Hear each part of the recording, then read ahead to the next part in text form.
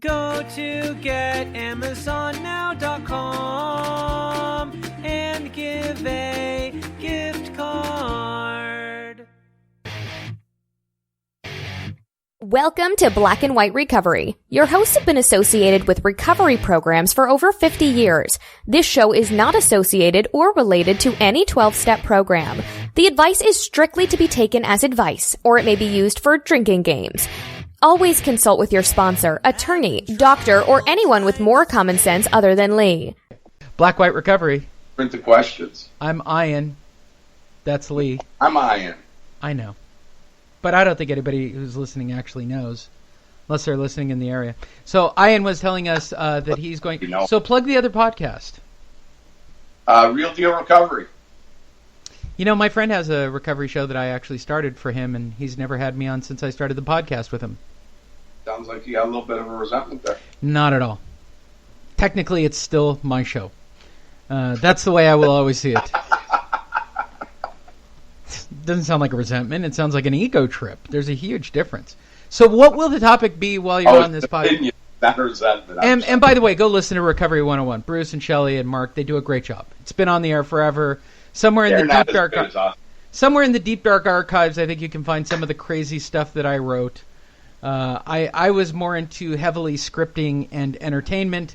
They clearly wanted to talk more about recovery. I think recovery needs to lighten up. Their premise is the meeting after the meeting, which it really sounds more like the meeting, but that's what everybody's PC. It's pretty freaking ridiculous if you ask me. People can't be PC in the rooms. The rooms are PC, my opinion. Nobody wants to offend anybody. In the old days, there was crosstalk and violence. Oh, there's crosstalk meetings here. You can find them. Really? What are the odds of an actual meeting fight breaking out at meetings these days? Depends on which women show up. Really, it's the women? That's the spark. Angry women or angry men? No. Depending on what women show up. Depending on what guy they give their attention to. Oh, that shit. You know. That's really good for your first years of recovery, which probably... Right. And there's which brings us to our topic for today. That's telling the other guy with time, stay away from the newcomer, not because he's worried about the other guy with time, it's because he's jealous and he wants to date her. This is our Cadillac episode, as I like to call it. This will be the one that gets all the downloads. Okay. You're going to be talking about sex on this podcast you're going to be on. Correct. Well, we might as well do our sex episode. Okay. I'm going to give my point of view straight out, right from the beginning. I think that if you have no time, like literally it's your first day in, you should shack up immediately. Yeah. And I'm going to explain my logic behind it.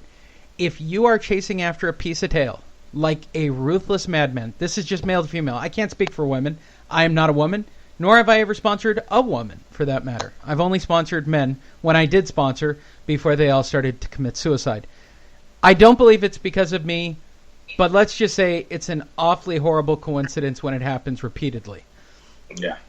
Which was kind of like me with my ex-girlfriend. There you go. I can only give my personal experience. When I had no time, like we're talking 2 weeks, in the hospital, I started the chase after her, right? Bit of rehab romance? It was a rehab romance. I broke the rules. Yes, I did. Snuck around in the dorms. And 11. Yes. On the floor, in the doorway. I liked myself, too.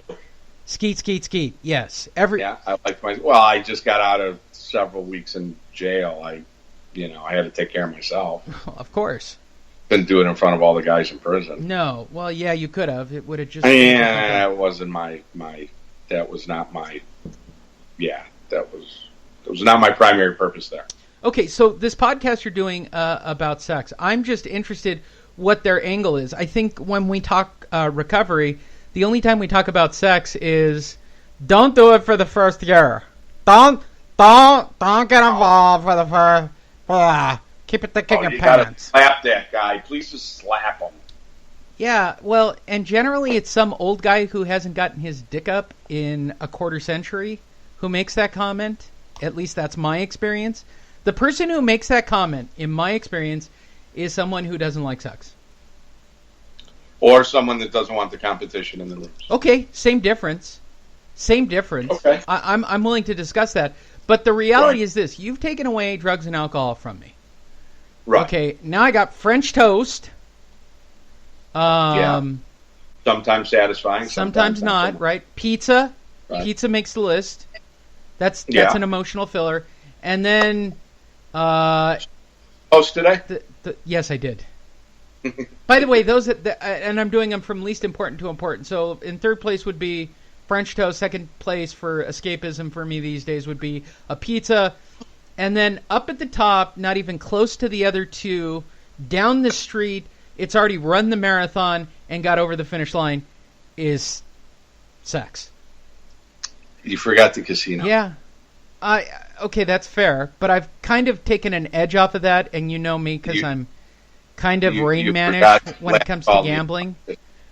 Yeah, you forgot Nordstrom's rack. Okay, I'm not a shopper. I'm not. Okay, see, your list is different, and you're right. Maybe tied in second, slightly above the pizza, 1B might be Vegas. But that compiles a lot of insanity for me. Like, I get such a massive drama fix by being in Vegas, I almost don't need to do anything. The energy of the town by itself, I could just sit in a lawn chair in... I'll tell you exactly where to go. There is a Starbucks at the Golden Nugget that has an outdoor area that you can sit and drink coffee until your head explodes. And smoke cigars, do whatever, and watch the circus pass just pass in front of you. Oh, the one by the elevators? No, it's not by the elevators. It's down literally by their club where the little fire pit is, right in the center. Oh, yeah. That one. Great viewing spot. Good seating area. And I could sit and drink coffee, and the energy of the completely destitute people spraying themselves in gold paint, all the way to women with pasties on trying to take pictures for $5 and hook and tricks on the side. Like, all that energy, that's a pretty good drug to me. It's a really solid... Like, I don't need to do anything there. I just almost need to be... Right. You can be overstimulated just by being... Just by being there. It's enough for me, right. Yeah. It is. And then above that is sex. Okay, no doubt. I've used...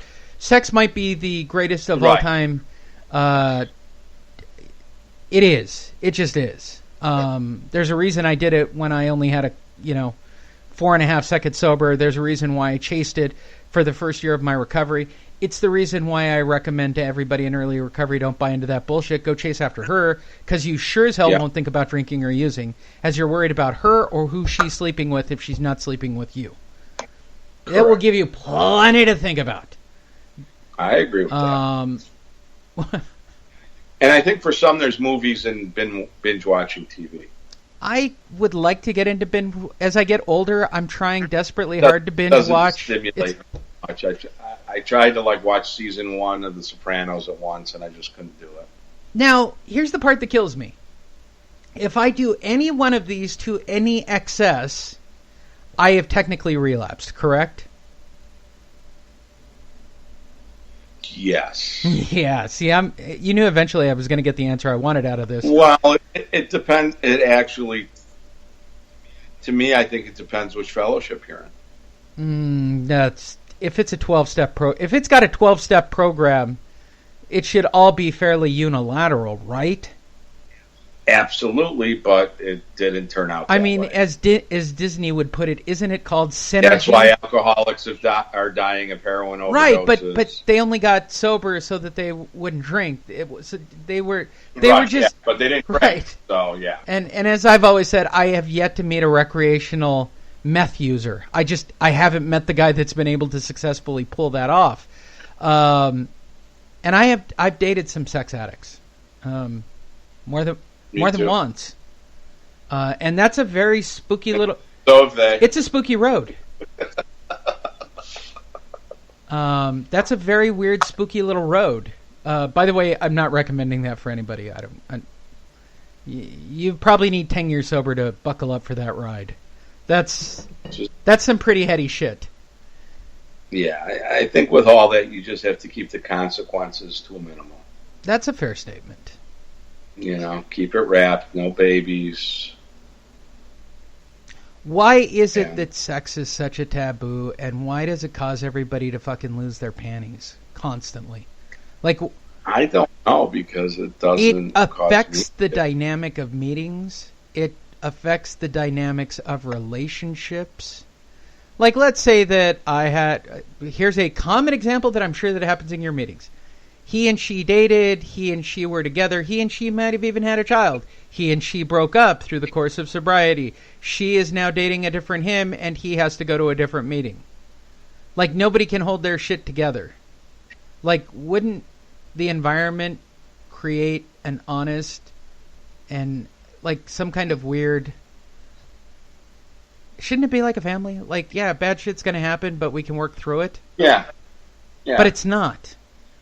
Yeah, I mean, people could look at a failed relationship in the rooms as, hey, well, we stayed sober through it. Yeah, but and that's when it. sex gets involved in sobriety, it's more like a bad soap opera. It's a bad soap opera before the sex. I think after the sex, it goes from like a bad soap opera to a bad Blake Edwards movie. Is that really what it is? It's just literally trying to gnaw your arm off and trying to get away from it? Yeah. One is too many and 1,000 is never enough. Okay. So did they give you an outline of what you're going to be talking about sex-wise at their show? Yeah, they send me some What's the stuff. questions? I'm sure you read them and chuckled to yourself. I am intrigued by this. Perhaps they are far more... switch locations. We will no longer be live from the Orange Couch. Oh, disappointing. Well, the computer's not by the Orange Couch. Have you broken in the Orange Couch since we're talking about sex? The Orange Couch has... it's in the Hall of Fame of broken. It is. Yes. Wow. There you go, ladies. Yes. In fact, a very good friend of mine, she wanted the Orange Couch after me and her husband broke up our partnership. And we both looked at her and said, man, you don't want that Orange Couch. Wow. But don't tell anybody, I got a new Orange Couch. Yeah, well, when you buy 3, you get a good deal on them. I'm just wondering the sheer DNA level when CSI comes to scrape it down. That's always, I got to be honest, whenever I have sex with somebody in the program, I'm just afraid that, I'm going to get a call from a cop someday going, hey, you're on their cell phone. Well, that happens male and female. But again, I'm not a woman, nor have I, sponsored any. I can only speak for me and my insanity. Yeah, no, there's been a guy on the canal that had my business card in his wallet, and there were a couple of kids that I was sponsoring that went out and got themselves killed in a bad drug deal, and the only thing they really had in common was my phone number on their phone bill up until 5 days before they got killed. I almost feel like you and I need to do an episode of debating whether or not... And it was the same cop that came to both of them? To freaking question me. Yeah. And he's like, well, whatever you do. And of course, I donated a lot of clothes when I got sober because I gained 100 pounds. And, a couple guys found in this coat specially made for Ian. Full of holes. Very nice. Yeah. Yeah. The questions, let's see, what is your experience with applying the steps to other addictions or behaviors? Well, we've talked about that multiple times, and specifically to sex, I've never apologized for sex. Right. And we've talked about it on first shows, but ladies, if you're listening, I cause relapses. I got no issue saying it. If you ain't got your shit dialed in, I got no problem dragging your ass off up to Vegas and watching that whole thing go up in flames. It is, horrible. But it when you take a new person to Vegas, what do you think's going to happen? What do you think's going to happen? Either they're going to hide in the hotel room all weekend. I'm going to out every guy ever, including Ion on this. Okay, first of all, we all want to chase it. We all want to romance it, and we all want it emotionally involved in us before we tackle and knock down the wildebeest. Okay? That is the way that every guy operates, whether they want to admit it or not. The chase is what it's about. Now, the chase might only last one day,